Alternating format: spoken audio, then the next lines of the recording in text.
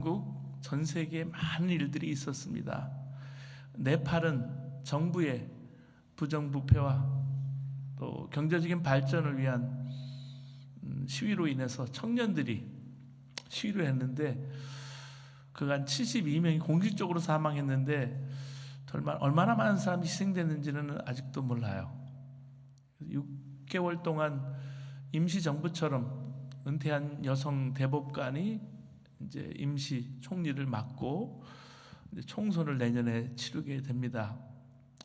미국의 열악한 시설에 구류되어 있던 한인들과 또 함께 일하던 사람들이 한국으로 전세기를 타고 돌아가는 것을 우리는 보았습니다. 미국과 한국이 혈맥이라고는 하지만 한국이 지금 어디에 서 있는지 심각하게 볼 수 있는 그런 경험이었습니다. 여러분, 지난 주간에는 청년 정치인 찰스 커크라는 한 형제가 텍사스의 한 대학에서 연설 도중에 총기로 목숨을 잃었습니다. 총기를 총기로 해결할 수가 없어요. 한 사람의 죽음으로 말미암아서 얼마나 더 큰 명분이 되어서 얼마나 많은 희생을 가져올지 우리는 예측할 수가 없습니다. 우리가 사는 미국, 한국도 그렇고요. 전 세계가 이제 이념 문제만이 아니라 잘 사는 나라, 못 사는 나라, 잘 살고 못 사는 사람들 양극화가 심해지고요. 이 내셔널리즘이 극에 달했습니다. 미국도 언제 11월처럼 위기가 올지를 아무도 예측할 수가 없습니다. 우리가 위기 가운데 살아가고 있다는 사실입니다. 내가 누구인지, 우리가 누구인지 정체성이 혼란 가운데 있습니다. 그와 더불어서 전쟁이 있다 보니까요, 난민 문제가 심각합니다. 국제적으로. 지난번에 우리가 카톡방에 함께 나눴지만 쿠바의 선교지의 선교사님, 우리 김기현 선교사님 소식을 나눴습니다. 쿠바에는요 5세, 6세 한인들이 멕시코 유카탄에서 이제 계약이 끝난 다음에 다 1920년대 쿠바로 가거든요. 그러니까 5세, 6세들이 있어요. 한인 디아스포라들이. 그분들을 위해서 한국 학교를 운영하는데 교사들 2명이 쿠바를 벗어나서 망명을 한 거예요. 그 바람에 교사를 구하기가 너무나 힘든 거예요. 전기 수도가 없습니다. 전기가 하루에 2번, 3번, 2시간, 3시간 들어올까 말까 하는 거예요. 그래서 중국에서 태양열 패널을 들여왔는데 그거를 저는 잘 모르니까요. 그거를 농축할 수 있는 배터리 시설이 없는 바람에 밤에는 더 큰 고통을 당하고 있습니다. 전기와 물자도 문제지만은요, 사역할 사람들도 귀합니다. 저는 몇 년 전에 여러분 주중 한국 대사관을 비롯해서 서방 국가 영사관을 통해서 한국으로 탈북하는 사람들을 보았습니다. 그들의 모습을 보면 가히 결사적입니다. 성공하면 살고 실패하면 죽는다는 각오로 대사관에 진입하기도 하고요. 아시아나 몽골을 통해서 탈북 루트를 만들어서 탈북을 시도합니다. 쿠바에서 여러분 목숨을 걸고 바다를 건너서 플로리다로 가려는 사람들이 참 많은데 망명자들이에요. 수많은 사람들이 거기서 죽습니다. 지난주일에 여러분 65주년 구사마리탄 교회 기념 예배 때 세례를 받은 중국인들이 있었어요. 그 중에 한 큰 분 한 사람은 종교 망명으로 온 거예요. 그래서 꼭 세례를 받아야 되는 거예요. 교회 멤버십이 있어야 되는 거예요. 이게 생명보다 귀한 일이기 때문입니다. 우리에게요, 이 망명자, 탈북자와 같은 자세가 필요한 때입니다. 하나님과의 관계를 바로 맺는 일을 우리가 생명을 걸까요? 그런 사람들처럼? 모든 문제는요, 하나님과 우리와의 관계에 달려 있습니다. 자녀를 잘 양육하려면 여호와를 경외하고 하나님 믿고 나가도록 가르쳐야 한다고 성경은 말합니다. 그래서 우리가 함께 드리는 예배가 너무나 소중하기 때문에 생명같이 드리는 거예요. 자녀들을 여러분 이 실리콘밸리에서 미국에서 세계적인 인물로 잘 기르는 길은 잘 입히고 잘 먹이고 좋은 학교를 그저 보내는 것이 아니라 하나님을 경외하는 사람 한 사람을 길러낼 줄 아는 겁니다. 그 일을 사실은 결사적으로 해야 할 것입니다. 사업하는 사람도 공부하는 사람도 학생도 직장인도 주부들도 난민들처럼 탈북자처럼 결사적으로 하나님께 매달리고 있으신지요? 그러한 기도 제목이 우리에게는 있는지요? 어떻게 하면 하나님과의 관계를 바로 할 수 있을까요? 우리의 좌절과 두려움이 여기에 있습니다. 우리는 언제나 우리 자신이 하나님 앞에 설 자격이 없다고 그렇게 느껴요. 그런데 어떤 사람이라도 어떤 죄인이라도 하나님과의 관계를 바로 맺을 수 있는 길이 있습니다. 십자가의 도를 붙잡는 거예요. 십자가를 붙잡는 것이 그게 길이고 진리입니다.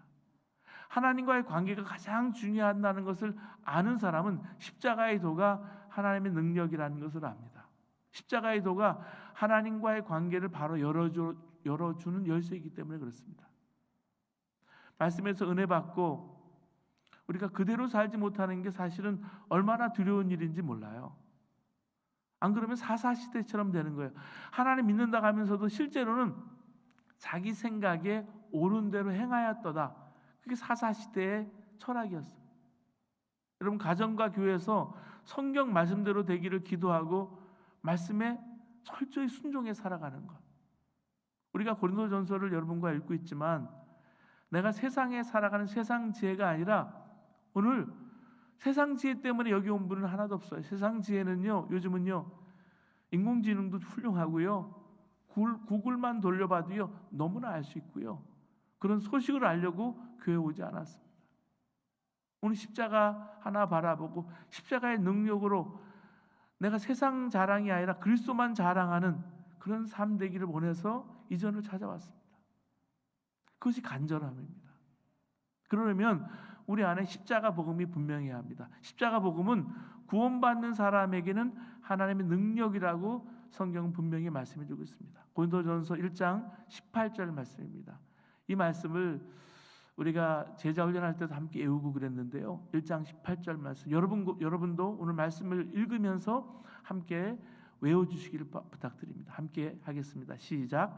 십자가의 도가 멸망하는 자에게는 미련한 것이요 구원을 받는 우리에게는 하나님의 능력이라. 십자가의 도가 멸망하는 자들에게 미련한 것이요 구원을 받는 우리에게는 하나님의 능력이라 그랬습니다.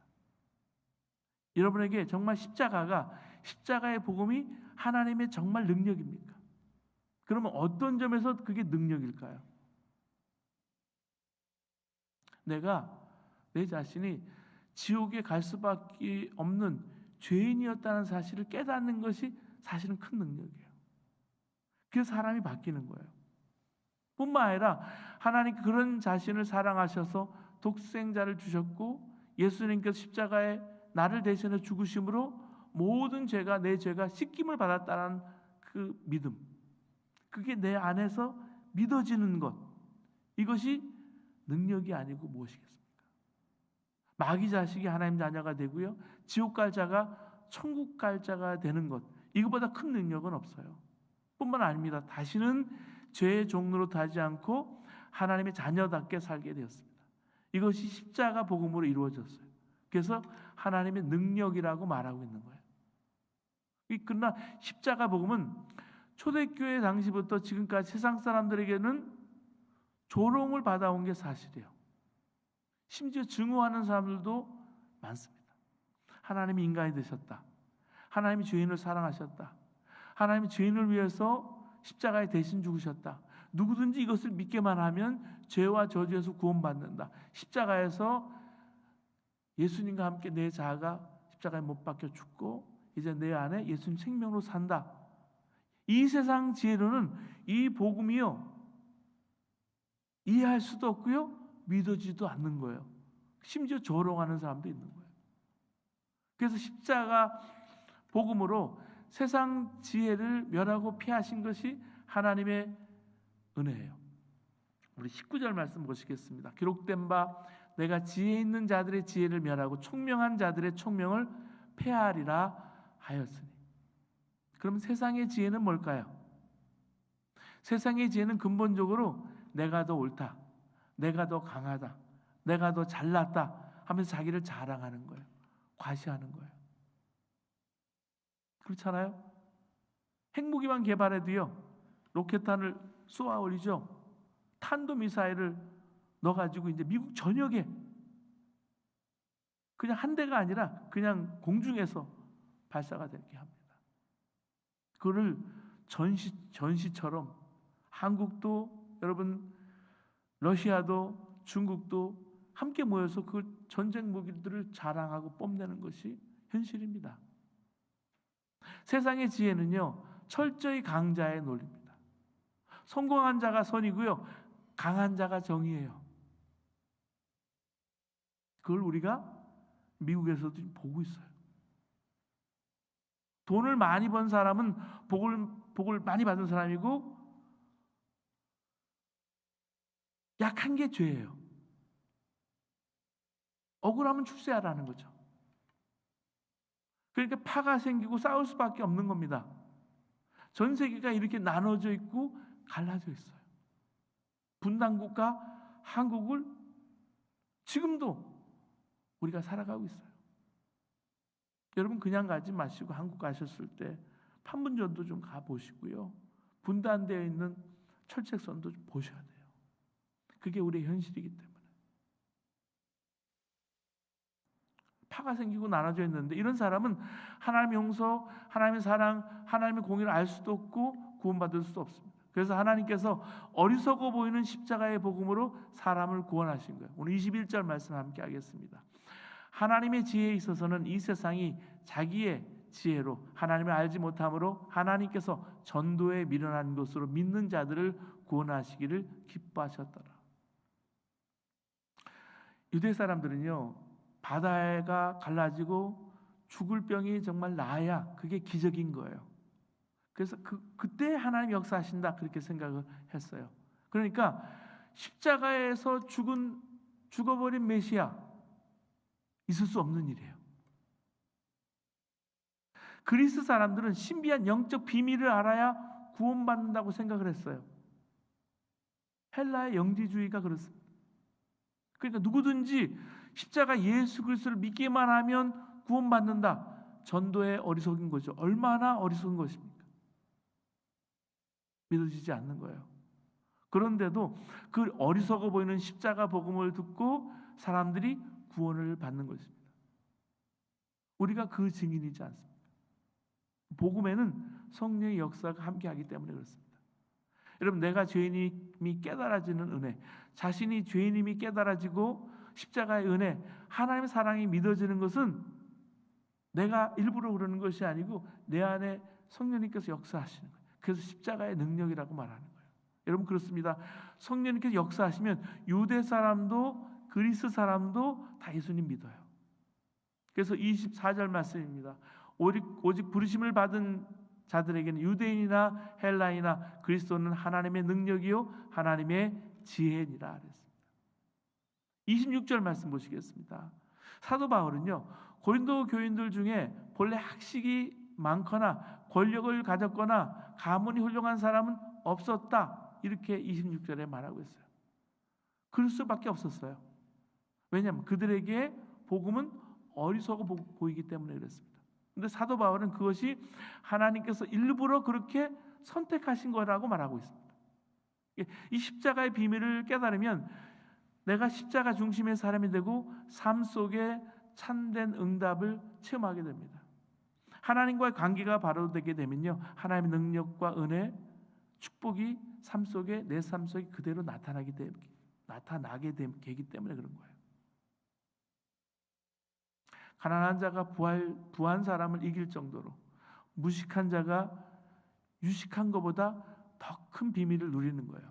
그래서 27절, 28절은 이렇게 말씀하고 있습니다. 그러나 하나님께서 세상에 미련한 것들을 택하사 지혜 있는 자들을 부끄럽게 하려 하시고 세상에 약한 것들을 택하사 강한 것들을 부끄럽게 하려 하시며 하나님께서 세상에 천한 것들과 멸시받는 것들과 없는 것들을 택하사 있는 것들을 폐하려 하시나니. 하나님께서 어떻게 그런 일을 하시는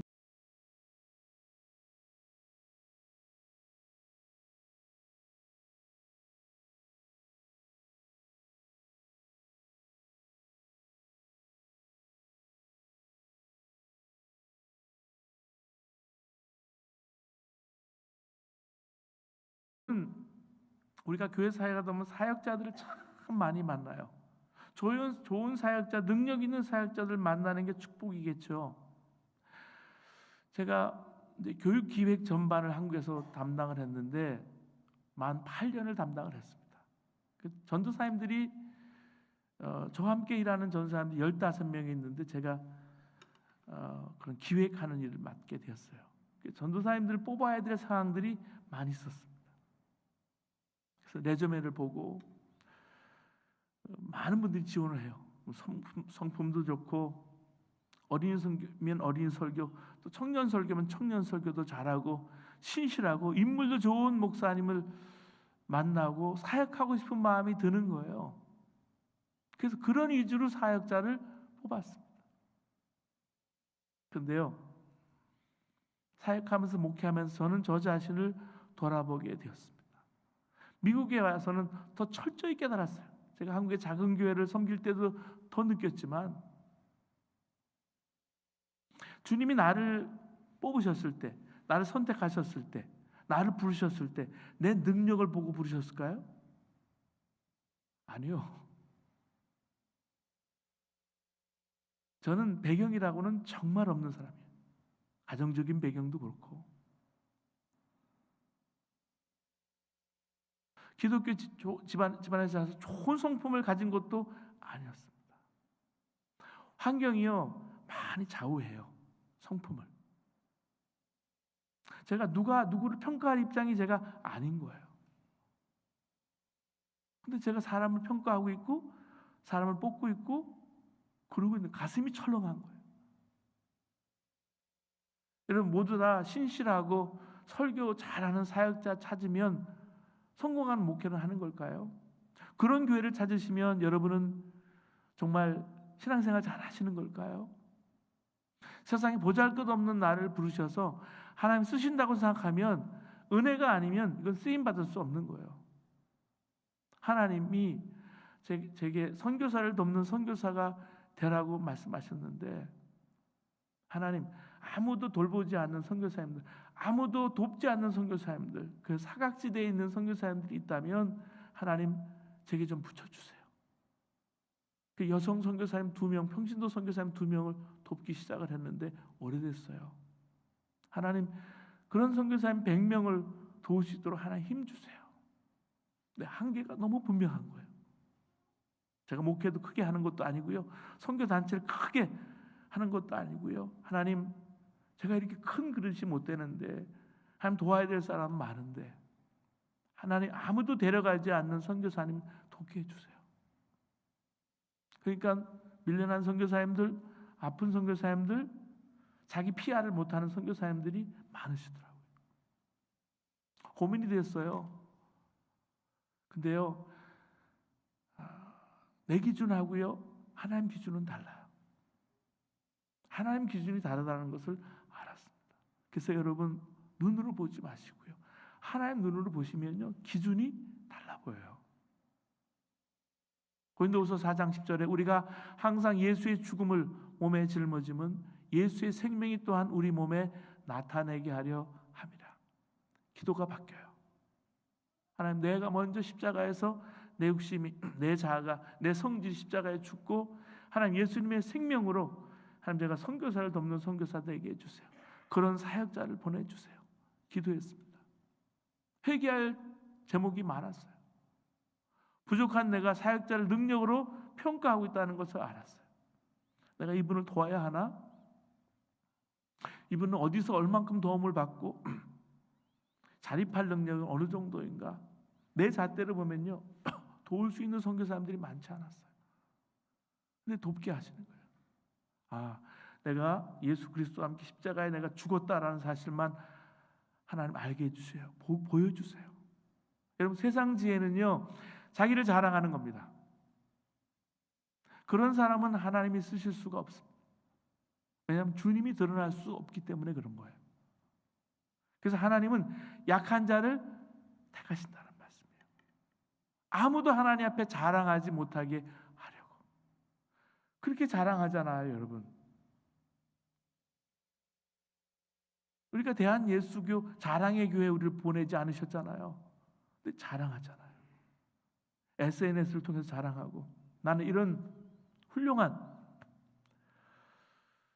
미국에서 훌륭한 위치에 있다, 자랑하는 사람들이 많아요. 여러분, 미국의 유학원 청년들, 우리 대학생도 있는데, 중요한 주제 중에 하나가, 청년들이 모이면 코스타나 3040이나 컨퍼런스를 하는데, 주제 중에 하나가 열등감이에요. 사실 미국 유학생이라면 미국에 여러분 토플 보고 성적 좋아서 왔잖아요. 한국의 같은 학생들 중에 가장 실력 있고 잘 살고 복 받은 사람들이에요. 미국에 유학을 지원해서 올 정도면요. 근데 열등감이, 무슨 열등감이 거기 있을까요? 근데 그들이 열등감으로 좌절하고 가정이 파괴되고요, 자살을 생각하더라고요. 여러분, 심각한 문제예요. 멀쩡해 보여도요, 우리 자녀들이 그렇게 디프레션 돼서 그럴 수 있어요. 하나님 믿는다면서 여전히 세상 죄를 붙잡고 살고 있으면요, 그렇게 되는 거예요. 왜냐하면 비교당하니까. 여러분, 배우자를 택할 때 그래서 사람의 외모를 보지 말고 그가 정말 예수님의 사람인가, 십자가의 능력을 아는 사람인지 확인하셔야 돼요. 그저 교회만 다니는 자 중에는 십자가도 예수님을 잘 모르는 사람이 상당히 많이 있어요. 근데 십자가의 능력을 아는 사람은 10년 후, 20년 뒤의 삶이 완전히 달라져요. 성공을 말하는 게 아니에요. 삶의 열매가 있어요. 십자가의 도를 아는 사람은 계속해서 예수님을 자랑하고 예수님 찬양하고 감사하고 높이는 삶을 살게 됩니다. 나는 약한데 하나님이 쓰지는 않으시는데요, 할 사람도 있을 거예요. 정말 솔직히 약한지 솔직히 대답해 보시기 바랍니다. 저도 열등감에 상당히 괴로워했어요.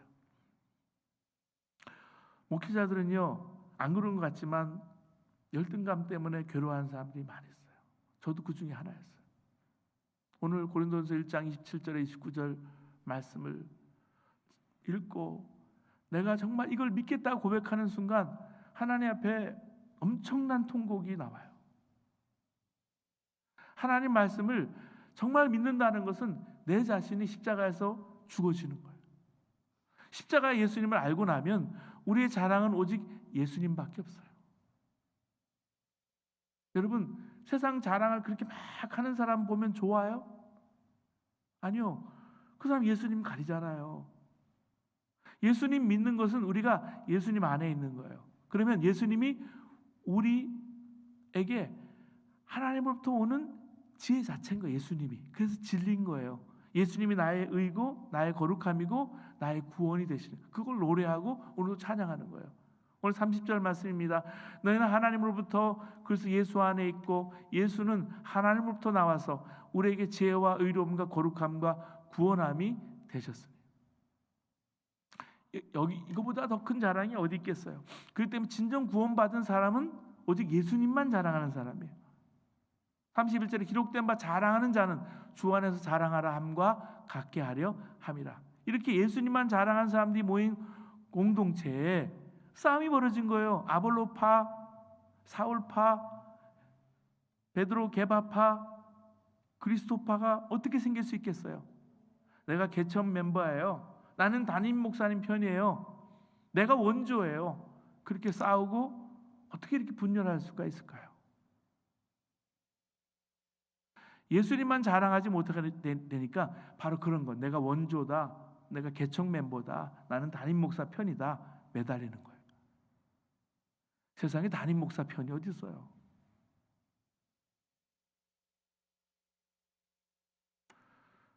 한 선도님이 동료 학부모 중에 1등만 하는 아이 엄마 때문에 마음이 너무 힘들었대요. 시험만 끝나면 꼭 전화를 해서 자기 아이가 1등만 했다고 1등 했다고 자랑만 하는 거예요. 어느 날 중간고사가 끝난 후에 또 전화가 왔는데 안 받았대요. 그날 일기에 이렇게 썼습니다. 요즘 마음에 걸린 일이 있습니다. 아무리 엄마가 시험이 끝나니 또 전화를 합니다.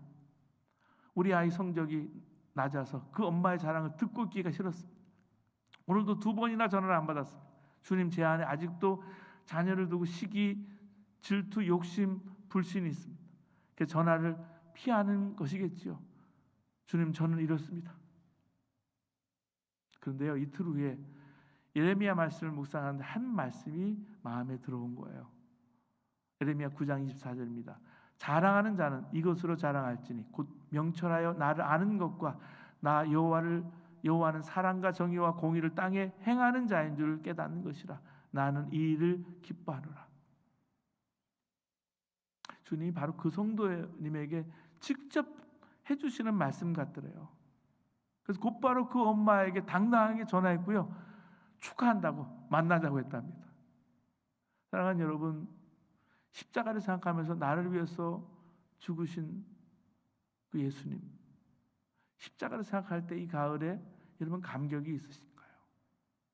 그 감격으로 모든 열등감, 모든 좌절, 아픔을 이기는 거예요.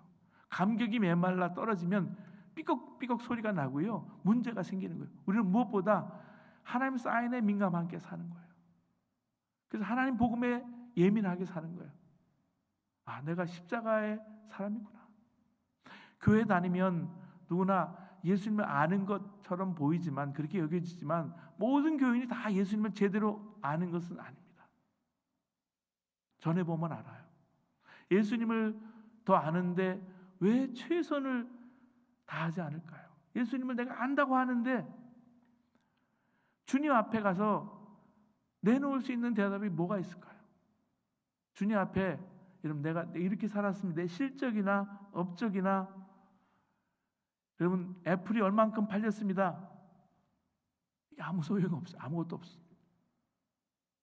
문제는 내가 주어진 현실 속에서 내가 얼마나 최선을, 진실로 충성을 다해서 사랑을 다했느냐, 그걸 묻고 있는 거예요. 예수님을 더 깊이 알고 십자가의 도를 분명히 아시는 저 여러분 되시기를 주님의 이름으로 축원합니다. 기도하시겠습니다. 사랑하는 여러분, 오늘 우리는 세상의 지혜를 가지고 살아갑니까? 아니면 예수님 십자가를 자랑하며 살아갑니까? 천국을 믿으니까 보화를 발견한 것처럼 기쁘십니까? 주님의 음성을 듣습니까? 주님이 함께 하시는데 두려움과 염려가 아직도 있으세요? 부족한 것이 없이 너무나 만족하십니까? 예수님과 함께 여러분의 욕심, 자아가, 열등감이 죽었습니까? 십자가의 예수 그리스도를 바라볼 때 이 질문에 예라고 대답할 수 있게 되기를 원합니다. 주님, 십자가의 예수 그리스도를 바라보며 예수님만 자랑하며 살기 원합니다. 세상에서 자기를 자랑하는 지혜에서 벗어나 십자가의 그리스도만 자랑하게 해 주옵소서. 예수 그리스도의 십자가를 자랑하고 자아 가지고 십자가의 능력으로 살아가게 하옵소서. 모든 열등감을 십자가에 못 박고 내 안에 계신 예수님 십자가의 도를 전하며 살게 해 주옵소서. 주신 것 중에 구별해서 드립니다. 11조와 감사와 특별헌금 헌신 찬양을 받으시고 복의 통로로 살아갈 수 있도록 인도하여 주옵소서. 예수님의 이름으로